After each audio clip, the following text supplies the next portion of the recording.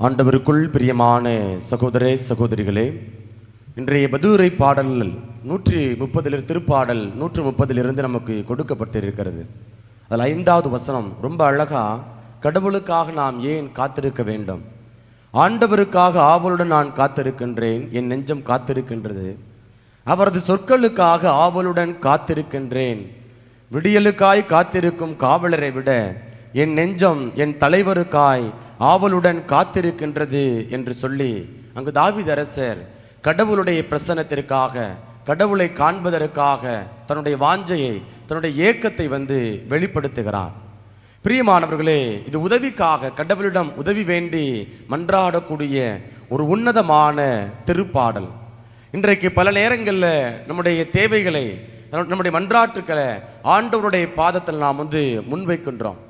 ஒருவேளை ஆண்டவர் நம்முடைய விண்ணப்பங்களுக்கு பதில் கொடுக்க தாமதம் செய்தார் அப்படின்னா நம்ம என்ன செய்கிறோம் அப்படின்னா, கோயிலுக்கு வருவதில்லை, அல்லது நாம் ஜெபம் செய்வதில்லை, மற்ற ஆன்மீக காரியங்களில் நாம் ஈடுபடுவதில்லை.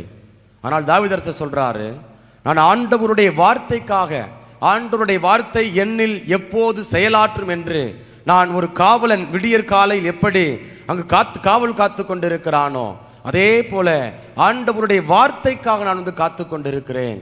ஏன்னா ஆண்டவருடைய வார்த்தைக்கு உயிர் இருக்கிறது, ஆற்றல் இருக்கிறது.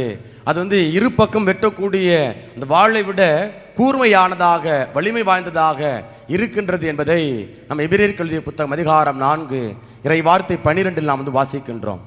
ஆகவே பிரியமானவர்களே, இந்த தவக்காலத்தில் ஒருவேளை நம்முடைய விண்ணப்பங்கள், நம்முடைய எதிர்பார்ப்புகள், நம்ம பல நேரங்களில் ஜெபம் செய்து, தவம் செய்து, தர்மம் செய்து, நம்ம இவ்வளவுலாம் நன்மையான காரியங்களையும் செய்து இன்னும் ஆண்டவரினுடைய குரலுக்கு பதில் கொடுக்கவில்லையே என்று நாம் புலம்புனோம் அப்படின்னா, நம்பிக்கை இழந்து போனோம் அப்படின்னா, ஆண்டவர் சொல்றாரு, எனக்காக நீர் காத்திரு, என் கரம் உம்மில் செயலாற்றும் வரை மௌனமாய் காத்திரு என்று நமக்கு எடுத்துரைக்கிறான்.